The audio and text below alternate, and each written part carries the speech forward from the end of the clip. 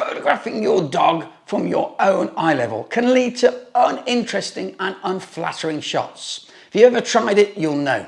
Getting down to your dog's level, that's going to add depth and perspective to your photos. Also, if you use natural lighting, it leads to better quality photos, regardless of what you're photographing.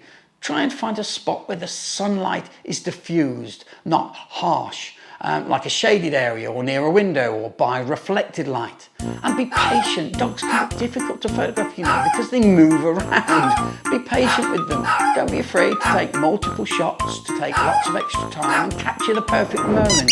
Use treats or toys to get your dog's attention too, to keep them in one spot for longer. I think if you take these few tips on board, it's going to help you create much better pictures of your pampered pooches. Hey, I hope you find that little tip on photographing your dog useful. Use long lenses too.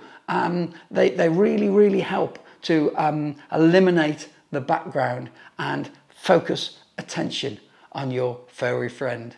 Hey, thanks for watching. I'm trying to grow the channel, so please, if you could give me a like, that would really help to grow the channel and for us to talk more photography to more photographers. Thanks for watching today. See you soon.